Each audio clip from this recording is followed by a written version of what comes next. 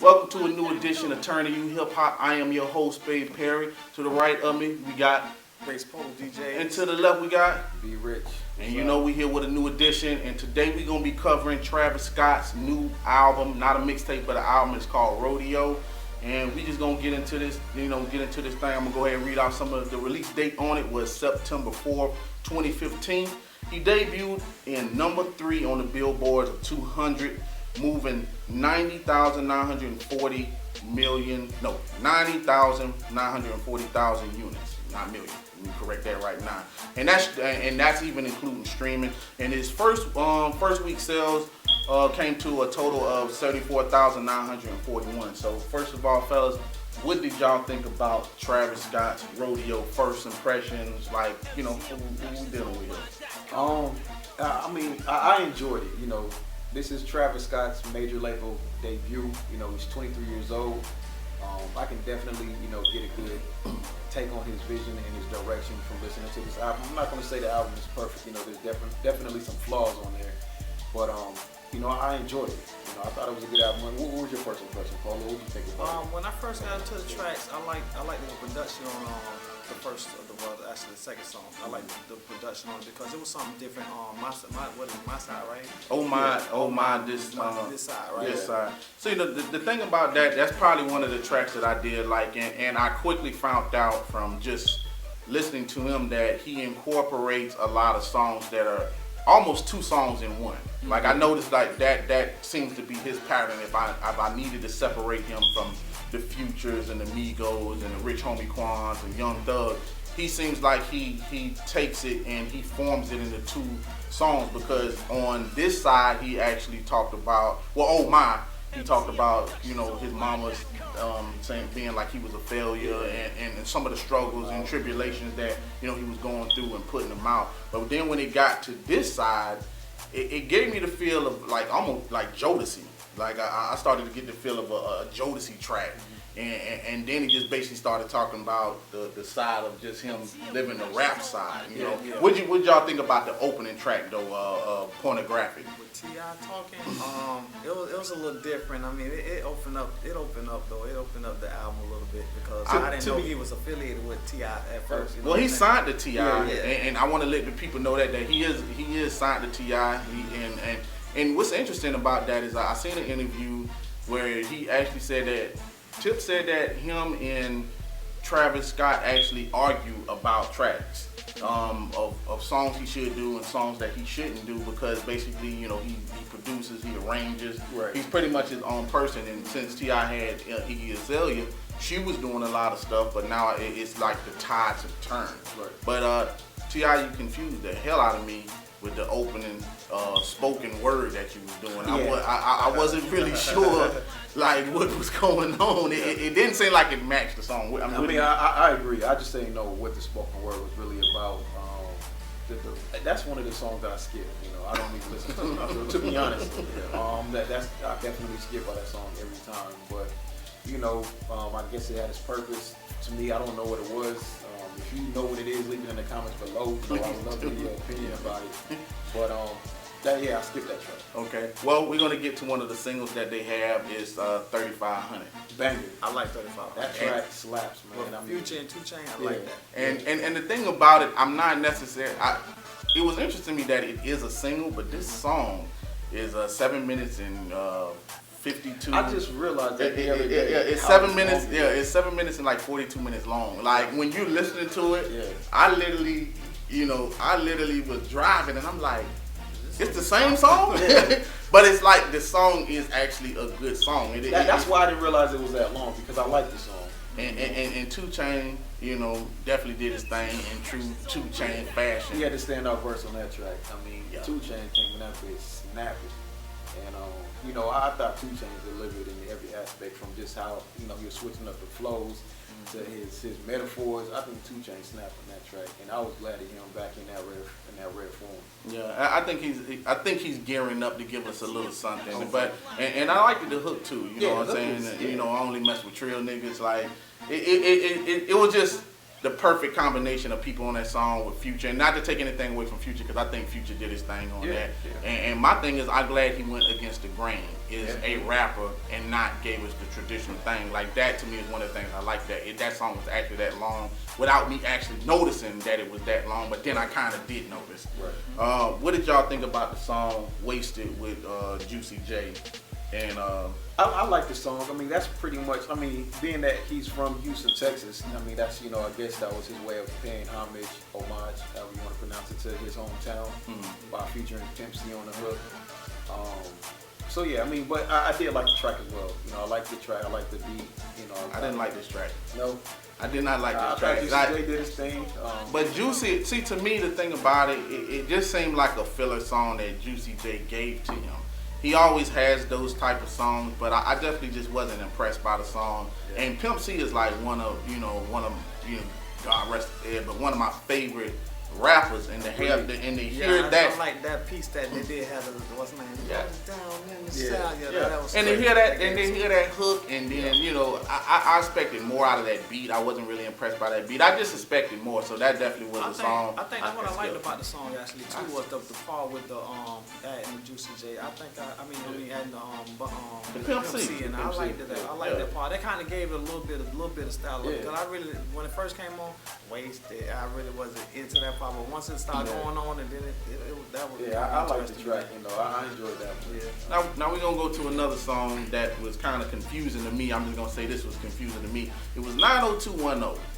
Now, to me, your first impression of 90210. 90210, that was one of the tracks that I didn't really give too much thought. I was just listening to that one. To me, that was like a filler song.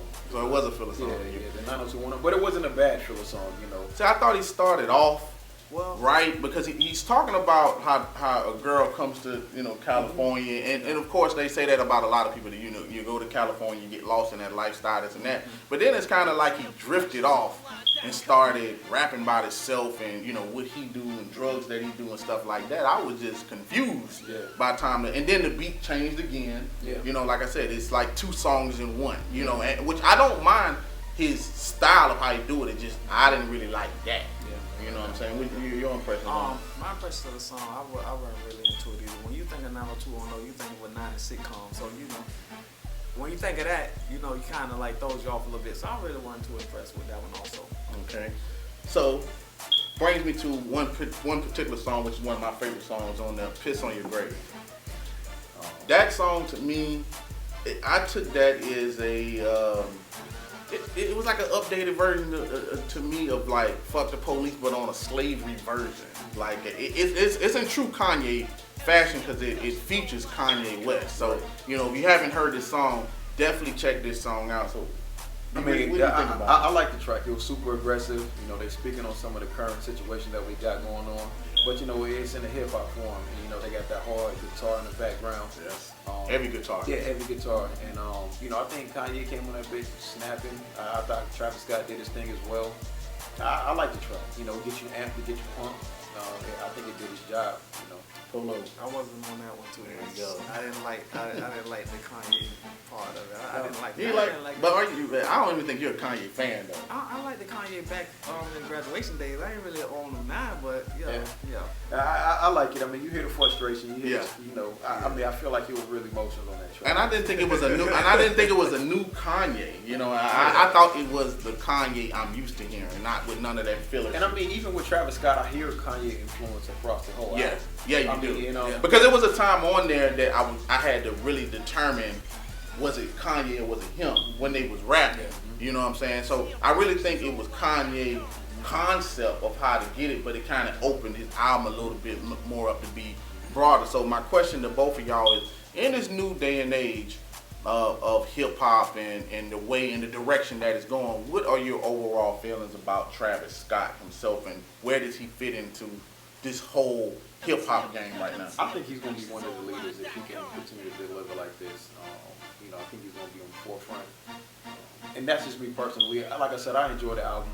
I hear the direction that he's going, and if he can keep this up, I think he's going to be one of the people that we come to, say as a household name.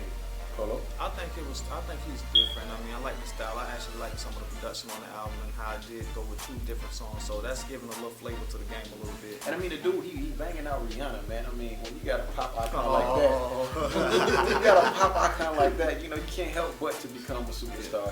He's getting the brand new fan base just by that alone.